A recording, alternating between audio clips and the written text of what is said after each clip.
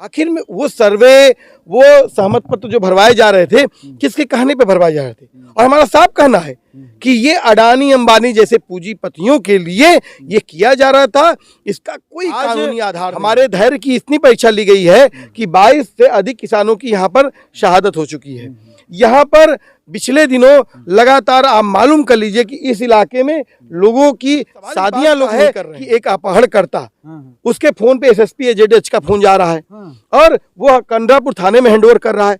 योगी जी की सरकार है जहां जीरो टॉलरेंस है, अपराध करने वालों के खिलाफ गाना था कि हम तो डूबेंगे सनम, तुम्हें भी ले डूबेंगे। स्थिति इस प्रकार की है कि अडानी तो खुद डूबे और उसके साथ साथ LIC और SBI को भी कहीं न कहीं लेकर के डूबते हुए नजर आ रहे हैं। सके हमारे साथ राजीव यादव जी हैं, किसान नेता हैं, जिनसे हम पहले भी बात किए, आज भी बात करेंगे। चूंकि मन हमारा बैठा हुआ है, बहुत सारा क्या सवाल करें। मतलब दूर से ही जब हम देखते थे, आज तक ये धरना चल रहा है, कोई निष्कर्ष नहीं निकला।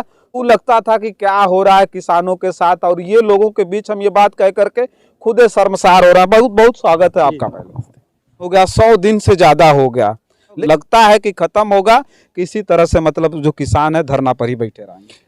ये देखिए, ये अब जो खिरिया बाग का सवाल है, ये जो खिरिया बाग का सवाल नहीं रह गया है, आज विधानसभा में भी उठ चुका है, लोकसभा में उठ चुका है, राज्यसभा में उठ चुका है। और जो हम लोगों को अंदेशा था कि इस देश की जो ज़मीनें हैं वो अडानी अंबानी के हवाले की जा रही हैं, आज देख सकते हैं पूरी दुनिया में अडानी को लेकर चर्चा है कि अडानी जो है लूट करके किस तरह से फ्रॉड किया हुआ है। और आज यहाँ पर योगी सरकार भी फंस गई है खिरिया बाग में। उसको इस बात का अंदाजा नहीं था कि किसान इतने लंबे समय तक धरने को चलाएगा। आज एक दूसरा कि उनको इस बात का अंदाजा नहीं था कि उसको कानून का इतना ज्ञान होगा। लेकिन हमारे बाप दादा ही इन्हीं फसलों को उगाए और इन्हीं फसलों के बल पे हम यूनिवर्सिटी से लेकर तमाम जगहों पर दिल्ली बम्बई पढ़े, तो हम इस बात को समझते थे। और आज जो महत्वपूर्ण ये आज का 112 दिन हुआ है, इसमें अब अगर आप देखेंगे तो पिछले दिनों यहाँ पर DM साहब आए और DM साहब ने कहा कि हम सहमति अगर देंगे तो आप लेंगे, नहीं देंगे तो नहीं लेंगे। बहुत प्यारी बात है। लेकिन जब हमने उन्हीं DM साहब से कहा कि आप इस बात को लिखित दे दीजिए, तो उन्होंने कहा कि लिखित हमने कुछ किया ही नहीं है, तो लिखित कैसे दें। दूसरी तरफ जो यहाँ पर जो सर्वे हुआ उसके बारे में 30 दिसंबर की वार्ता में बात हुई, तो उन्होंने कहा कि 2 लाइन का सर्वे हुआ था, आया था और 2 हमने फिर सर्वे कर दिया। उसके बाद हम लोगों ने जब इस बात को कहा कि एयरपोर्ट का मास्टर प्लान आप रद्द करेंगे कि नहीं, तो उन्होंने कहा कि हमारे पास ये कहने का हमारे पास अथॉरिटी नहीं है। अब सवाल इस बात का है कि जिस प्रोजेक्ट पे आपका नोटिस नहीं है, नोटिफिकेशन नहीं है, जो लिखित आप स्वीकार कर चुके हैं कि नहीं है, आखिर में वो सर्वे, वो सहमत पत्र जो भरवाए जा रहे थे, किसके कहने पे भरवाए जा रहे थे? और हमारा साफ कहना है कि ये अडानी अंबानी जैसे पूंजीपतियों के लिए ये किया जा रहा था। इसका कोई कानूनी आधार नहीं है। और पिछले दिनों DM साहब ने खुद 30 दिसंबर की वार्ता में इस बात को स्वीकार कर लिया कि इसका मामला शासन में विचाराधीन है। और RTI में भी हमको ये सूचना मिल गई है कि ये मामला शासन में विचाराधीन है। अब आप ही से मैं पूछ रहा हूं कि जो मामला शासन में विचाराधीन है उस पर कैसे कोई सहमत पत्र भरवाया जा रहा है? मतलब कि वो सहमत पत्र अगर भरवा रहे हैं यहाँ के SDM साहब कानून को, तो मतलब कि कल की डेट में वो अपने नाम करा लेंगे जमीन, तो क्या होगा? तो साफ है गैर कानूनी प्रक्रिया चल रही थी। और इस देश में, पूरी दुनिया में जो अडानी का जिस तरह से एक्सपोजर हुआ है, लोग जान गए हैं। आने वाले दिनों में 10, 11, 12 इन्वेस्टर समिट होने वाली है उत्तर प्रदेश में, लखनऊ में। योगी जी अभी गए थे मुंबई में, अडानी और अंबानी ग्रुप से मुलाकात किए थे। तो इस साजिश को किसानों ने समझ लिया। अब सरकार इस बात पे रुकी है कि वो चाहती है कि हम धरना को समाप्त कर दें। लेकिन हमारा कहना है आप लिखित दीजिए कि आप किसानों की जमीन नहीं लेंगे और मास्टर प्लान आप रद्द कर रहे हैं। लेकिन ये सरकार पूंजीपतियों के इतने दबाव में है कि ये इस बात को लिखित रूप से नहीं देना चाहती है। अच्छा, क्या लगता है कि इस देश के किसानों के धैर्य की परीक्षा ली जा रही है? देखिए, इस देश के किसानों की जो धैर्य की परीक्षा है, अभी 13 महीना हम लोगों ने दिल्ली सीमा पर थे और हमने उस समय भी कहा था कि किसानों मजदूरों का ये देश है और किसानों मजदूरों ने इस देश को बनाया है। और साफ तौर पर हमारा कहना है कि आज जो ये हमारी लड़ाई है, हमारी लड़ाई पूरी की पूरी संविधान को बचाने की लड़ाई है। आज हमारे धैर्य की इतनी परीक्षा ली गई है कि 22 से अधिक किसानों की यहाँ पर शहादत हो चुकी है। यहाँ पर पिछले दिनों लगातार आप मालूम कर लीजिए कि इस इलाके में लोगों की शादियां लोग नहीं कर रहे हैं, न कोई शादी इधर का जा रहा है, न कोई इधर से इधर आ रहा है, शादियां नहीं हो रही हैं। में अस्थिरता आ गई ना। एक फरमान ने, तुगलकी फरमान ने, और जिसका कोई भी नोटिस नहीं है, नोटिफिकेशन नहीं है, उसकी वजह से ये पूरा इलाका जो है समाज से कट गया है।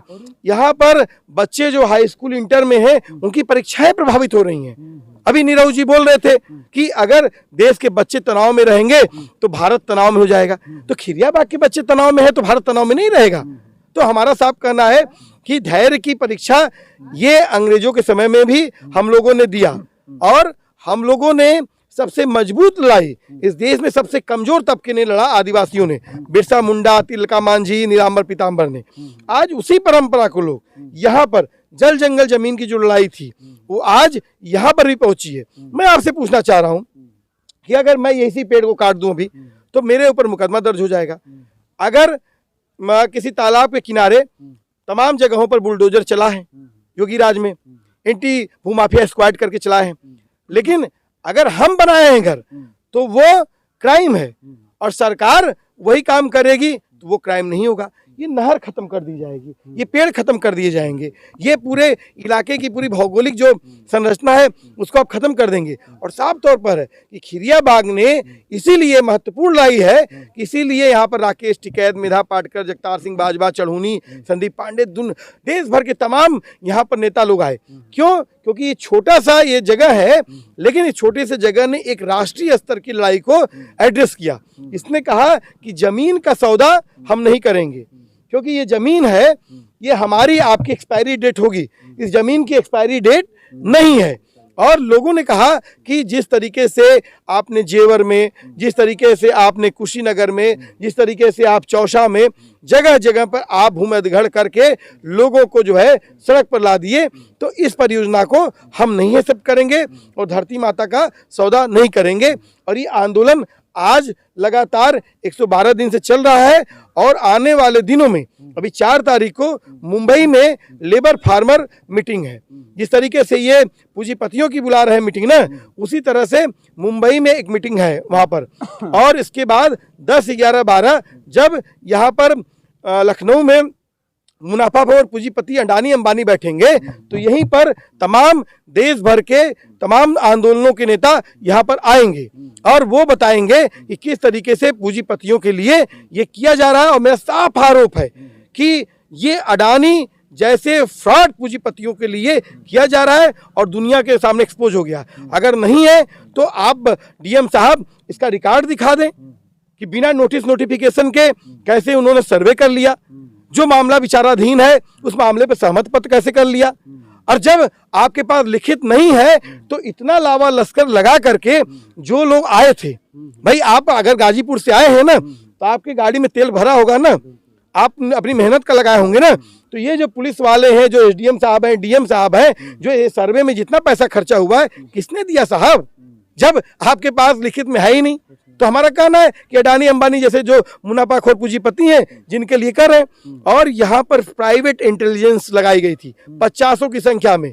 मेरा खुद 24 दिसंबर को अपहरण किया गया, और बनारस से जब हम आ रहे थे उस समय अपहरण किया गया, स्टेट क्राइम ब्रांच ने अपहरण किया था और मुझसे पूछ रहे थे कि पिस्टल कहाँ है। और उसके बाद हमने से पूछा गया कि कहाँ से फंडिंग होती है, कैसे आंदोलन चल रहा है, कैसे मीटिंग होती है, कौन कौन लोग आते हैं, और निरहुआ से तालमेल कर लीजिए आप है। अब अच्छा, ये सीधा कहा गया कि निरहुआ से तालमेल कर लिया। और मैंने एसपी साहब से कहा इस बात को कि सर जो अपहरण करता था उसके मोबाइल फोन पे एसएसपी एजेड करके फोन आ रहा था, मुझे वो अपहरण करता लाके कांद्रापुर थाने में मुझे दरोगा को जो हैंडओवर किए, और दरोगा साहब मुझे मजिस्ट्रेट के यहाँ पेश किए, वहां पर मुझे मेरी जमानत हुई। तो सवाल इस बात का है कि एक अपहरण करता, उसके फोन पे एसएसपी एजेड का फोन जा रहा है और वो कांद्रापुर थाने में हैंडओवर कर रहा है। योगी जी की सरकार है जहां 0 टॉलरेंस है, अपराध करने वालों के खिलाफ बुलडोजर चलता है। तो आखिर में योगी जी का बुलडोजर उस अपहरणकर्ता जो था उसके घर पे कब पहुंचेगा? योगी जी का बुलडोजर जो बिना किसी जो मामला शासन में विचाराधीन है, जो एसडीएम का साहब यहाँ पर जो सहमत पत्र पे दस्तखत करवा रहे थे, बगल में जाइए आप, राम प्रसाद जी एक हैं, यहीं बगल में ब्लड प्रेशर के पेशेंट है बेचारे, और उनके यहाँ एक लेखपाल साहब ने भेज दिया कागज और बेचारे दस्तखत कर दिए। 2.5 घंटे बाद पूछे कि भाई किस पे दस्तखत किए, तो बताया सहमत पत्र पे। ये फ्रॉड कर रहे हैं आप जो है।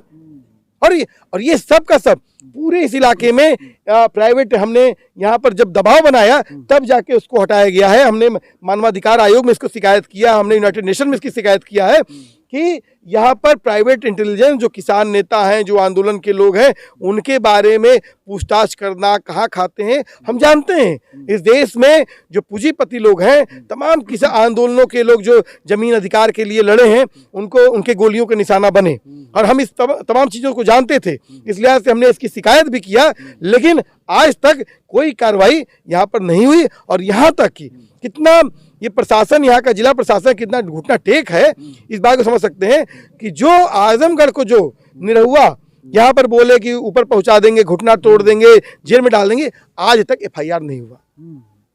देखिए, जो है हम बात कर रहे थे मदुरई एयरपोर्ट के विस्तारीकरण में जिस तरह से गरीब किसानों की जमीनों को मतलब जबरदस्ती इनके कथनानुसार हड़पा जा रहा था, और लगातार जब खिरिया के बाग में हमने रिपोर्टिंग की तो लगातार यहाँ के किसानों द्वारा अंबानी और अडानी का नाम लिया जा रहा था। वही अडानी जो दुनिया का 3रे नंबर का अमीर व्यक्ति आज फिसल करके 11वें नंबर पर चले गए हैं। अडानी की स्थिति इस प्रकार की है कि अडानी ने वो कर दिया भारत में कि एक गाना था कि हम तो डूबेंगे सनम तुम्हें भी ले डूबेंगे। स्थिति इस प्रकार की है कि अडानी तो खुद डूबे और उसके साथ साथ एलआईसी और एसबीआई को भी कहीं न कहीं लेकर के डूबते हुए नजर आ रहा है। लगातार अडानी पर, गौतम अडानी पर जिस तरह का आरोप यहाँ से लगाया जा रहा था कि गरीब किसानों की जमीनों को छीन करके उनको हैंडओवर किया जाएगा, उस अडानी की पोल तो खुल गई, लेकिन तमाम ऐसे लोग हैं जो उसमें संलिप्त थे और कहीं न कहीं यहाँ के किसानों को पूरी तरह से टारगेट किया गया था।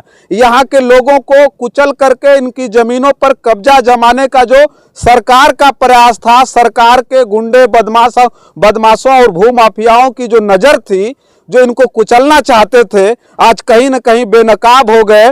दिल्ली में जो किसान आंदोलन हुआ था वो तो पूरी दुनिया को संदेश दे गया, लेकिन आजमगढ़ के किसानों ने अदम्य साहस दिखाते हुए कहीं न कहीं पूरे देश भर के उन आदिवासी इलाकों में जो गरीब किसान, गांव ग्रामीण की बात अगर करें, ग्रामीण अंचलों के किसानों में जिस तरह की मतलब जो है गतिविधि को पैदा कर दिया है कि अब वो लोग भी सोचने लगे हैं कि सरकार जब हमारी जमीन छीनने आती थी तो किसी न किसी तरह से औने पौने दाम में हमें बेचना पड़ जाता था, लेकिन आजमगढ़ के किसानों ने कहीं न कहीं हमारा हौसला बढ़ा दिया है। तमाम किसान जो बेबस थे, लाचार थे सरकार के आगे, सरकार जबरदस्ती उनकी जमीनें छीन लेती थी, कहीं न कहीं आज इस आजमगढ़ के किसानों की वजह से उनके अंदर भी हौसला जागृत हुआ है। और आजमगढ़ के इन किसानों के हौसले को, खिरिया के बाग में बैठे हुए इन तमाम किसानों के हौसले को मैं इसलिए सलाम करता हूं कि 112 दिन की बात करें, ना गर्मी देखा, ना बरसात, ना ठंडी, इतनी जबरदस्त ठंडी पड़ रही थी,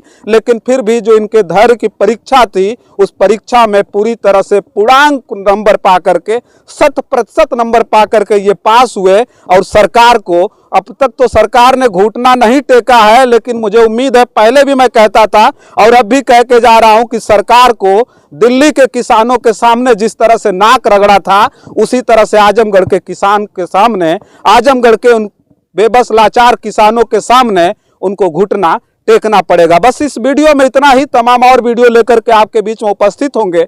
तब तक के लिए देखते रहिए जन आदर्श भारत। मैं हूं रजनीश, कैमरे के पीछे है मोहम्मद आदिल। बहुत बहुत धन्यवाद।